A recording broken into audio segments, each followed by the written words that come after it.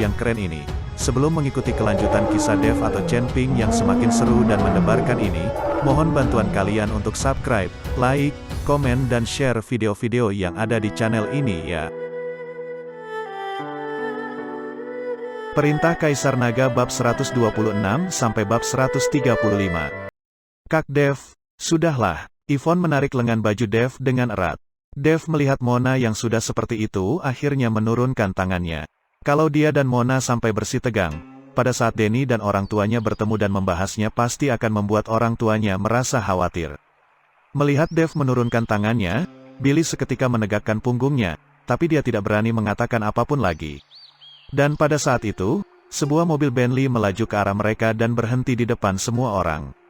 Saat mereka melihat mobil Bentley itu, mereka seketika tercengang. Dev juga sedikit bingung, dia tidak menyangka kalau Jansen akan menunggunya dari tadi. Sedangkan Yvonne saat melihat mobil Bentley itu langsung berteriak dengan semangat, "Ini dia mobilnya, tadi Kak Dev datang dengan mobil ini." Dan saat mobil Bentley itu berhenti, seorang pria muda yang mengenakan jas turun dan berjalan ke hadapan Dev lalu berkata dengan sangat sungkan, "Pak Dev, silakan naik ke mobil." Dev tersenyum, dia tidak menyangka Jansen akan mengutus seseorang untuk datang menjemputnya. Sepertinya dia takut kalau hubungan di antara mereka berdua akan terbongkar, karena bagaimanapun reputasi Jansen di kota Surau terbilang jelek. "Yvonne, ayo naik ke mobil, kita ke warung." Dev berkata pada Yvonne dengan santai. Mata Yvonne langsung bercahaya, dia mengangguk dengan bahagia, dia tidak pernah naik mobil Bentley sebelumnya. Setelah masuk ke dalam mobil, Dev sengaja menurunkan jendela dengan bangga. Dia menatap sekelompok orang itu dengan tatapan mengejek, "Saya duluan ya." Segera, mobil Bentley itu melaju pergi, meninggalkan Billy dan sekelompok orang itu dalam kebingungan. Wah, bajingan itu benar-benar naik Bentley, pamer sekali. Apa mobil Bentley itu benar-benar milik temannya? Semua orang merasa tercengang. Pamer apanya? Palingan itu hanya Bentley sewaan, cih. Billy meludah dengan kasar, lalu naik ke mobilnya dan melaju pergi. Semua orang yang melihat itu hanya bisa bubar dan pulang ke rumah masing-masing. Dan saat itu, di dalam ruangan kantor di restoran 5, Junior yang terlihat sangat kesal sedang menemui Hercules. "Kak Hercules, seingatku geng naga api punya aturan yang sangat ketat, dan tidak pernah gagal dalam melakukan suatu hal, kenapa hari ini Dev masih hidup? Bahkan dia tidak terluka sedikit pun." Junior bertanya pada Hercules. Mendengar pertanyaan Junior, Hercules bangkit berdiri dan menghampiri Junior, dan saat di hadapannya, dia langsung melayangkan sebuah tamparan pada pipi Junior, dan membuatnya terhuyung ke lantai. Junior yang baru saja mendarat di lantai langsung ditodong dengan pisau oleh keempat bawahan. Hercules membuat Junior merasa semakin takut lagi. "Sialan, saya hampir mati karenamu, berani sekali datang kemari untuk menanyaiku. Kalau bukan karena uang 1 miliarmu saya pasti sudah melemparkanmu ke sungai untuk menjadi makanan ikan." Hercules berteriak marah pada Junior. Seketika itu Junior menjadi kebingungan, dia tidak mengerti apa yang terjadi pada Hercules. Kenapa dia tiba-tiba semarah ini padanya? "Kak Hercules, saya tidak berani tidak percaya padamu. Hanya saja masalah ini tidak berhasil diselesaikan. Apa 1 miliar itu bisa dikembalikan kepadaku?" Junior belum sempat menyelesaikan perkataannya. Tiba-tiba seorang pria kekar itu menggoreskan pisau itu dengan kuat di leher Junior, dan membuat lehernya seketika berdarah. "Bagaimana caramu bicara pada Pak Hercules? Apakah kamu tidak tahu aturannya kami? Uang yang sudah kami terima tidak bisa diretur kembali." Segera pria kekar itu berteriak padanya. Ini sudah mengagetkan Junior, dia merasa di lehernya sedang ada sebuah pisau yang dingin, dan tidak berani bicara lagi, hanya uang tidak sebeberapa. "Enyahlah, masalah hari ini. Kalau sampai terdengar di telinga orang lain, maka saya akan mencabut nyawamu." Hercules mengancam Junior, karena meskipun bisnis mereka tidaklah besar, tapi integritas mereka sebagai pebisnis juga harus dipertahankan. Kalau sampai kedengaran oleh orang lain, apalagi yang harus mereka perbuat? Kalau orang yang dia hadapi kali ini bukan Dev, Hercules juga tidak akan berbuat seperti ini. Junior dilempar keluar, dia seperti kehilangan seluruh jiwanya. Uang 1 miliar yang dia hasilkan dengan susah payah habis begitu saja, dan itu bahkan tidak membuat Dev menghilang, dia bahkan tidak terluka sedikitpun. Junior merasa sangat dirugikan. Junior berteriak keras saat berjalan keluar dari restoran 5 untuk meluapkan ketidakpuasan dalam hatinya. Jalan perahu, adalah tempat yang paling terkenal dengan jajanannya di kota surau. Jalanan ini sangat sepi di siang hari, namun sesampainya pada malam hari, jalanan ini penuh hiruk-pikuk, dan di kedua sisi jalannya dipenuhi dengan warung-warung yang berjualan. Dev dan Yvonne duduk di sebuah warung dan memesan beberapa makanan kesukaan mereka sambil menunggu. Karena sedang ramai, maka memasaknya juga membutuhkan waktu yang lebih lama. Kak Dev, Bentley tadi benar-benar sangat nyaman. Apakah itu punya temanmu? Yvonne bertanya pada Dev dengan bersemangat. Tentu saja, untuk apa saya membohongimu, yang menyetir tadi adalah supir temanku. Dev juga tidak termasuk sedang berbohong, meskipun Jansen adalah bawahannya, tapi juga bisa dibilang sebagai temannya.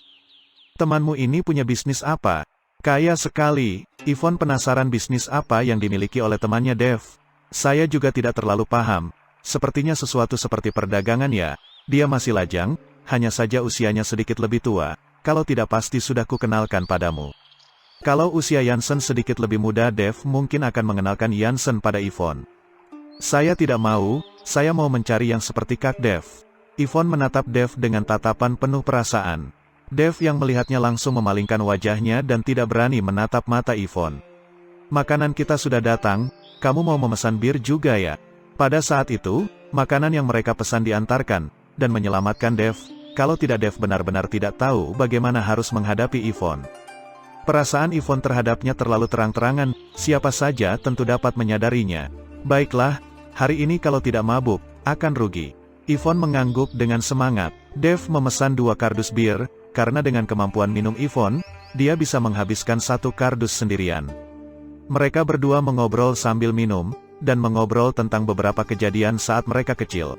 Pada waktu itu mereka baru berusia belasan tahun, Dev dan orang tuanya yang pindah dari kampung ke kota surau, sedangkan Yvonne sudah tinggal di kota surau sejak kecil. Dulu kawasan tempat tinggal mereka masih terbilang lumayan baik, hanya saja karena perkembangan sangat cepat, dalam waktu beberapa tahun, banyak gedung-gedung tinggi didirikan dan membuat kawasan tempat tinggal mereka menjadi kawasan yang tua dan bobrok. Kak Dev, saya ingat saat kecil ada orang yang suka menggangguku. Kamu selalu membantuku dan membelaku, dan saat bersembunyi di balik tubuhmu membuatku merasa sangat aman. Yvonne bernostalgia tentang masa lalu mereka dengan penuh emosi. Dev hanya tersenyum, dan tidak mengatakan apapun. Kak Dev, saya ingat kamu pernah mencuri telur puyuh untukku, dan membuat kamu dipukuli habis-habisan oleh Paman Edward, lalu kamu juga memberikanku permen susu yang ada di rumahmu. Yvonne semakin larut dalam kenangan masa lalu, semua kenangan tentang betapa baiknya Dev padanya. Pada saat itu, seorang gadis berambut pirang yang mengenakan rok dan sepatu hak tinggi, tiba-tiba duduk di depan meja mereka. Yvonne, kebetulan sekali, saya tidak menyangka akan bertemu denganmu di warung seperti ini. Gadis berambut pirang itu menepuk-nepuk pundak Yvonne. Yvonne mendongakkan kepalanya dan bangkit berdiri. Christine, bukankah kamu keluar negeri? Sejak kapan kamu pulang? Christine tersenyum canggung, keluar negeri apanya? Saya tidak pernah keluar negeri. Itu hanya alasan untuk membohongi ayah dan ibuku. Lalu sekarang kamu kerja apa? Yvonne melirik Christine sejenak dan menimbang-nimbang. Christine terdiam sejenak lalu menjawab dengan canggung, saya bekerja di humas. Dev menatap Christine sejenak, saat pertama melihatnya dia sudah menyadari kalau Christine pasti mempunyai profesi yang memalukan untuk diketahui orang. Yvonne yang melihat gaya Christine juga sudah bisa menebak, dia terdiam sejenak dan tidak tahu harus mengatakan apa. Ini siapa? Apa dia pacarmu? Christine bertanya untuk mencairkan suasana sambil menatap Dev. Bukan, ini Kak Dev. Yvonne yang mendengarnya merona merah, dan sibuk menjelaskan. Dev bangkit berdiri dan mengulurkan tangannya pada Christine. Halo, nama saya Dev. Halo, nama saya Christine. Saya dan Yvonne adalah teman sekolah, juga teman sekamar. Christine mengulurkan tangan dan menjabat tangan Dev. Hanya saja saat melihat ekspresi Yvonne, Christine langsung tahu kalau dia pasti menyukai Dev, hanya saja mereka tidak memiliki hubungan resmi. Dev mempersilahkan Christine untuk bergabung dengan mereka dan makan bersama. Christine pun tidak sungkan-sungkan. Yvonne, besok ada acara reuni sekolah, apa kamu ikut? Christine duduk dan bertanya pada Yvonne. Acara reuni sekolah, siapa yang mengadakannya? Yvonne sudah tamat untuk beberapa waktu, hanya saja tidak ada yang pernah mengadakan reuni kali ini tiba-tiba ada yang mengadakan reuni. Yvonne tentu merasa heran. Kenapa, tidak ada yang memberitahumu? Christine tercengang. Yvonne menggelengkan kepalanya. Christine menghela nafasnya dan berkata, tidak heran kalau tidak ada yang memberitahumu. Aileen yang mengadakannya, dia dan Verhaak sudah berpacaran sekarang. Setelah mendengar nama Verhaak, sekujur tubuh Yvonne gemetaran, wajahnya juga terlihat penuh kemarahan. Dev melihat ekspresi Yvonne dan bertanya pada Christine, siapa Verhaak? Christine tidak langsung menjawab Dev. Dia menatap Yvonne sesaat, kalau Yvonne menyetujuinya dia baru akan menjawab. Verhaak adalah mantan pacar saya. Yvonne menjawab sendiri pertanyaan itu. Oh, si brengsek yang menipu uangmu itu. Dev tahu, Yvonne menjadi penari juga karena ditipu oleh mantan pacarnya. Dia mengambil pinjaman dari rentenir dan menjadi seperti itu. Yvonne menganggukkan kepalanya. Yvonne, Verhaak menipu uangmu. Christine tidak tahu tentang itu, dan dia bertanya dengan terkejut. Setelah Christine mendengarnya, dia menjadi marah. Sejak awal saya sudah yakin kalau dia bukan orang baik-baik. Aileen juga sama saja. Saat kita masih teman sekamar dia selalu mengincarmu saat di sekolah. Sekarang dia dan Verhaak berpacaran. Jelas dia juga sedang menargetkanmu. Bagus juga. Biarkan Verhaak pria bajingan itu yang menyadarkan Aileen. Itu semua sudah berlalu. Saya juga tidak ingin mempunyai kaitan apapun lagi dengan Verhaak. Saya tidak akan pergi ke reuni. Kamu juga jangan bilang kamu berjumpa denganku. Yvonne tidak ingin menghadiri acara reuni. Dia juga tidak ingin kalau Verhaak tahu alasan Yvonne tidak mau pergi adalah karena dirinya. Karena kamu memutuskan untuk tidak pergi, saya juga tidak mau pergi. Tidak ada artinya. Acara reuni sekarang hanya digunakan sebagai ajang pamer bagi mereka yang sudah sukses. Yvonne tidak pergi, Christine juga memutuskan untuk tidak pergi. Yvonne, kenapa tidak mau pergi? Kesempatan bagus ini tidak boleh dilewatkan. Kamu harus menunjukkan kepada pria bajingan itu kalau sekarang kamu menjalani kehidupan yang jauh lebih baik. Dev membujuk Yvonne. Kak Dev. Yvonne menatap Dev dengan kebingungan. Dia tidak mengerti maksud perkataan Dev. Besok saya akan menemanimu ke sana, sekalian makan gratis di sana. Dev tersenyum santai. Yvonne terkejut, hanya saja wajahnya juga menunjukkan senyuman bahagia. Yvonne, yang dikatakan pacarmu benar. Besok kita ke sana, dan tunjukkan pada bajingan itu, kalau kamu melewati kehidupan yang jauh lebih baik sekarang. Christine yang mendengarnya juga membujuk Yvonne. Kali ini, Yvonne tidak lagi menjelaskan pada Christine, dia hanya menganggukkan kepalanya. Lalu Dev dan mereka melanjutkan obrolan mereka sambil minum. Tiba-tiba seorang pria gemuk dengan telinga besar dan kalung emas datang lalu menamparkan Christine tanpa mengucapkan sepatah kata pun. Sialan, saya menghabiskan uang untuk kamu menemaniku minum. Bukan untuk menemani orang lain minum, saya sudah mencarimu kemana-mana dari tadi. Pria gemuk itu berkata sambil mencaci maki. Christine yang berada dalam situasi itu segera bangkit berdiri dan berkata dengan sopan, Kak Surya, saya kebetulan bertemu dengan seorang teman, jadi mengobrol sebentar, saya akan segera ikut denganmu. Melihat Christine dipukuli, Yvonne bangkit berdiri dan berkata dengan wajah tidak senang, kenapa kamu memukuli orang seenaknya saja? Kenapa kalau kamu menghabiskan sedikit uang, bukan berarti dijual padamu juga? Yvonne pernah menjadi penari, jadi dia tahu bagaimana cara orang-orang seperti ini berpikir. Mereka mengira dengan membayar sedikit uang, mereka sudah menjadi aset mereka. Surya melihat Yvonne berani berkata dengan nada seperti itu padanya. Raut wajahnya seketika membeku, bocah, besar juga nyalimu, berani berbicara seperti itu padaku. Kulihat kamu juga tidak jelek, bagaimana kalau kamu tidur denganku semalam? Kebetulan kalian berdua, saya bisa bermain sampai puas. Surya berkata dan hendak menyentuh Yvonne, sama sekali tidak menganggap Dev yang duduk di sampingnya.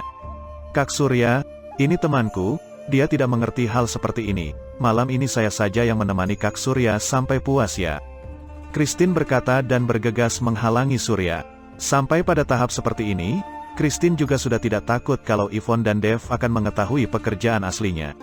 Minggir. Saya mau memainkan kalian berdua, kamu kalau berani menghalangiku, saya pasti akan menghabisimu. Surya berkata sambil mendorong Christine. Yvonne yang melihat itu segera memapak Christine, dan memelototi Surya. Dia tahu, semakin kamu terlihat takut di depan orang seperti mereka, mereka akan semakin menindasmu. Jadi Yvonne tidak menunjukkan ketakutannya sama sekali. Bernyali juga bocah ini. Surya melihat Yvonne yang memelototinya, menyeringai dan hendak menarik Yvonne. Plak, bam, namun pada saat Surya hendak meraih Yvonne, Dev yang sedari tadi duduk tiba-tiba mengambil sebuah botol bir dan menghantamkannya kepada Surya. Darah langsung bercucuran dari kepalanya,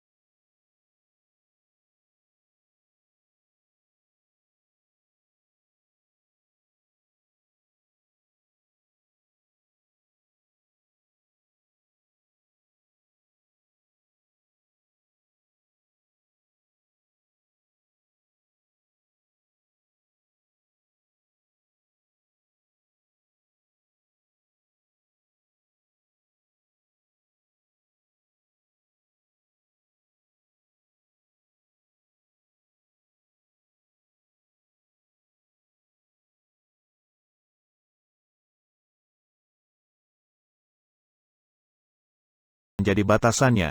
Dia juga baru bebas dari penjara, dia pasti tidak punya banyak uang saat ini.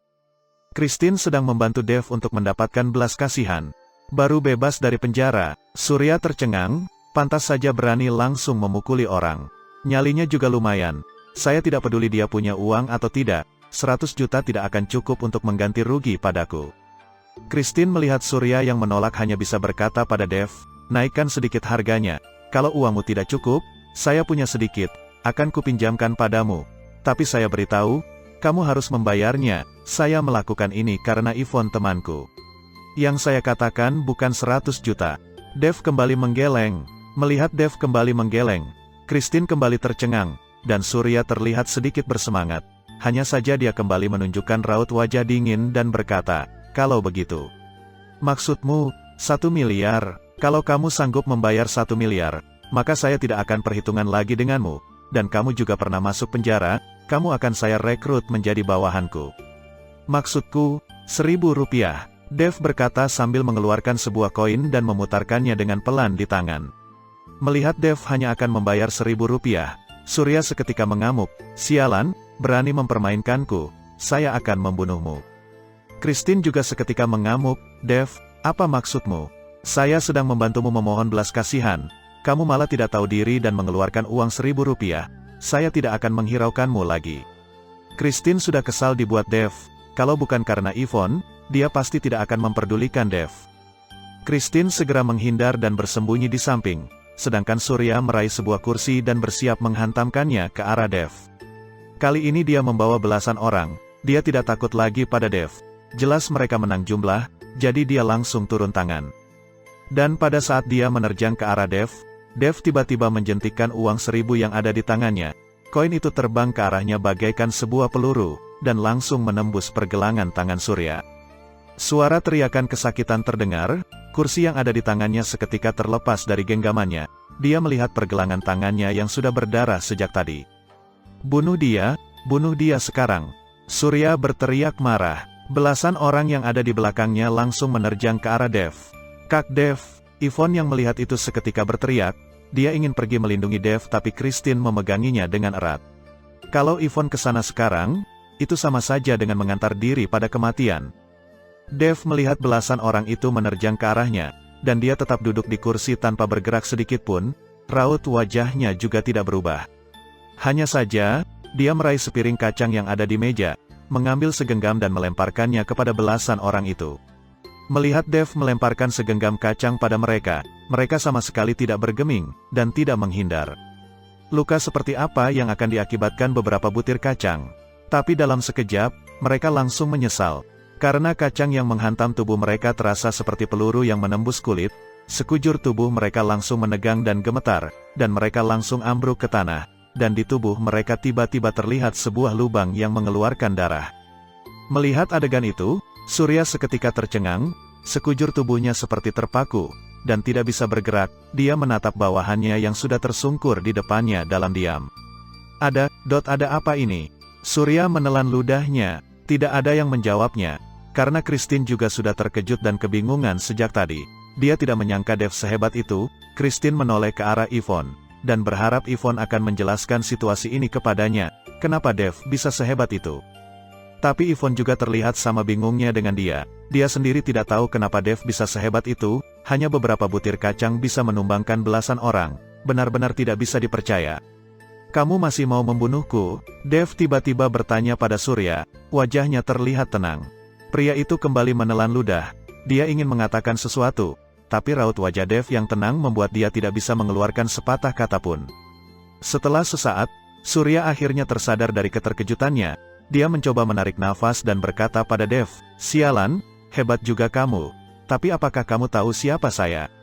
Saya adalah anggota geng Naga Api. Jalanan ini adalah wilayah geng Naga Api. Kamu berani memukuliku, itu akan menjadikanmu musuh seluruh geng Naga Api. Kenapa juga kalau saya menjadi musuh geng Naga Api? Kalau kamu hebat, tunjukkan saja kemampuanmu. Dev berkata sambil tersenyum sinis. Wajah Surya seketika memerah. Dia kemudian mengeluarkan ponselnya dan menghubungi seseorang. Entah siapa yang dia hubungi, tapi mereka yakin kalau Surya pasti menghubungi bala bantuan. Segera, setelah panggilan telepon itu berakhir, Surya tersenyum bangga, "Bocah, habislah kamu. Kali ini Kak Hercules akan turun tangan sendiri. Walaupun kamu punya 100 nyawa, kamu juga tidak akan bisa keluar dari sini dengan selamat." Surya ternyata menelpon Hercules. Sekarang Stanley sedang tidak mengurus geng naga api, dan seluruh persoalan diserahkan kepada Hercules, dan sekarang terjadi masalah seperti ini. Jadi dia hanya bisa menghubungi Hercules.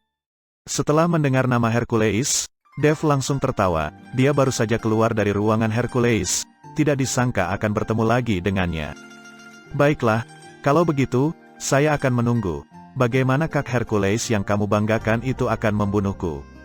Dev berkata dengan ekspresi jijik. Sedangkan Christine yang ada di samping kembali memucat ketika mendengar nama Kak Hercules. Dia segera berbisik pada Yvonne, "Yvonne, kamu bujuklah Dev. Kita pergi saja. Jangan mengira kemampuannya itu sudah sangat hebat dan tidak takut pada siapapun.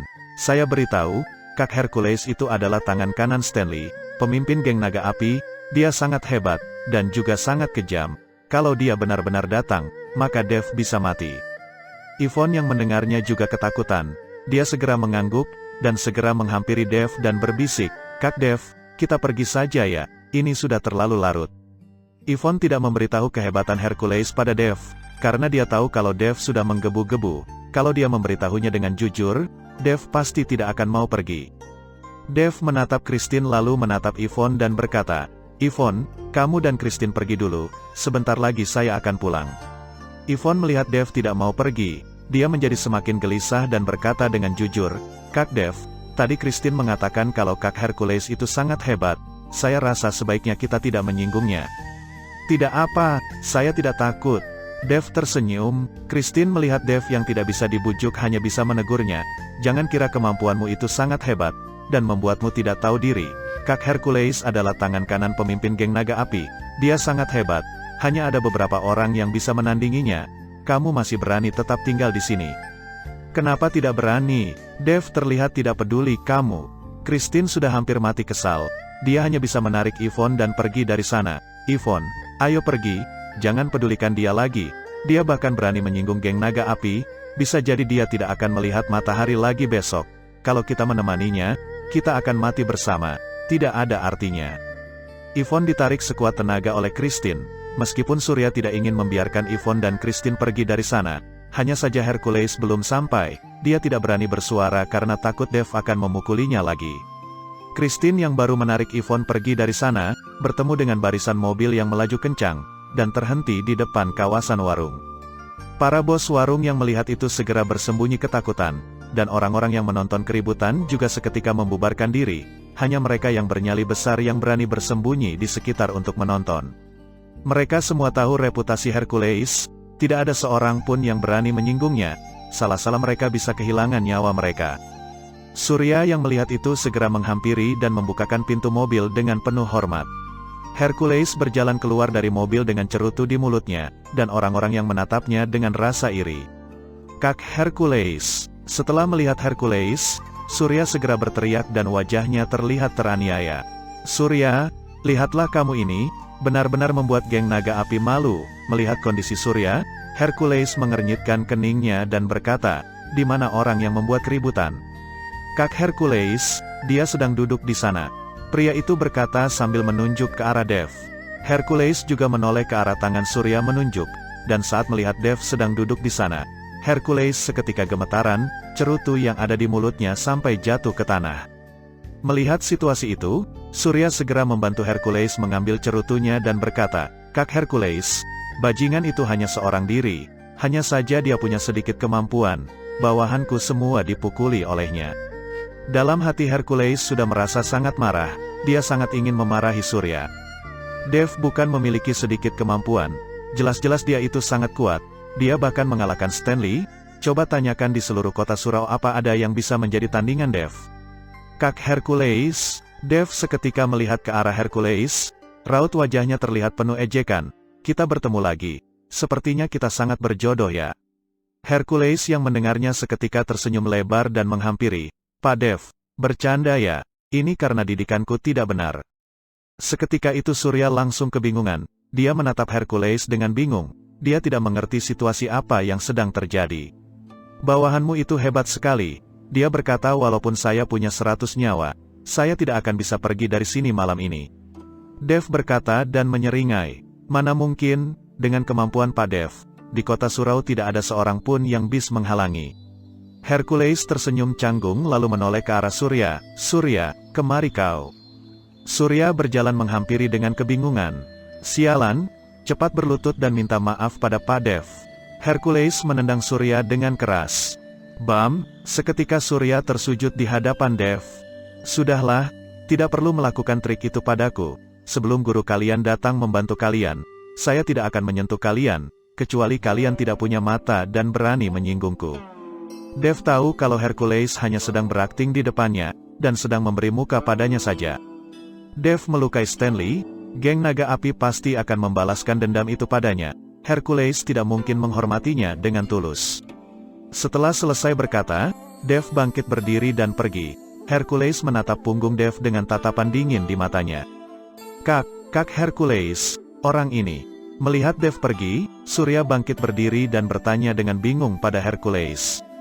Plak, Hercules menamparkan Surya dengan keras.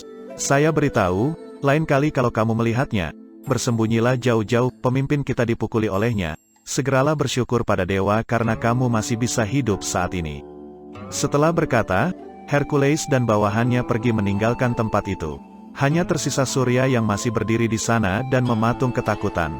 Di dalam area perumahan, Yvonne berdiri di depan pintu menunggu Dev dengan cemas. Christine langsung pergi setelah mengantar Yvonne pulang. Yvonne, kenapa tidak masuk? Sedang menunggu siapa?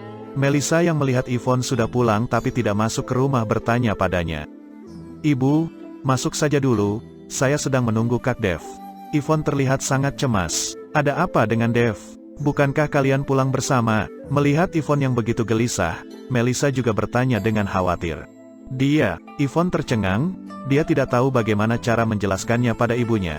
Yvonne, di mana Dev? Bukankah kalian pulang bersama? Pada saat itu, Celine dan Edward juga menghampiri. Melihat Celine dan Edward, Yvonne takut mereka akan cemas dan segera berkata, Kak Dev ada sedikit urusan, katanya dia akan pulang sedikit terlambat.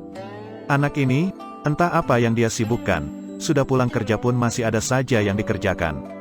Celine menggerutu, Bibi, kalian masuk saja dulu, saya akan menunggu Kak Dev di sini. Yvonne ingin Celine dan Edward masuk terlebih dulu, karena dia tidak tahu jam berapa Dev akan pulang, bisa pulang atau tidak juga tidak bisa dipastikan. Awalnya saya ingin memberi kalian kejutan, Dev ini malah pulang larut sekali. Celine berkata dan menghela nafas. Kejutan, Yvonne tercengang. Melissa yang melihat situasi itu segera menjelaskan. Paman Edward melihat kamu dan Dev sudah bekerja. Kalau naik angkutan umum pasti sangat merepotkan jadi dia membeli sebuah mobil. Agar kalian bisa menyetir, awalnya ingin mengejutkan kamu dan Dev. Tapi ternyata dia belum pulang. Aduh, Melissa, mobil ini juga ada bagianmu. Ini adalah hadiah dari kedua orang tua untuk kedua anaknya. Celine juga ikut nimbrung. Sudahlah. Saya hanya mengeluarkan beberapa juta, sisanya adalah uang kalian berdua. Melissa tersenyum, ini hanyalah transportasi untuk mereka berdua. Setelah pekerjaan mereka stabil, biarkan mereka yang membelinya sendiri. Kita sudah tua, hanya bisa membantu sebanyak ini. Edward juga membuka suara. Benar, kedepannya hanya bisa mengandalkan mereka sendiri. Melissa mengangguk. Mendengar perbincangan mereka, Yvonne seketika merona merah. Kedua pihak sudah menyetujui hubungannya dengan Dev sejak awal. Dalam hati Yvonne juga tidak ada penolakan, karena selama beberapa waktu ini dia terus bersama dengan Dev dan menyadari kalau dia pelan-pelan sudah jatuh cinta pada Dev. Hanya saja Yvonne tidak tahu tentang perasaan Dev, dia juga tidak bisa menebaknya.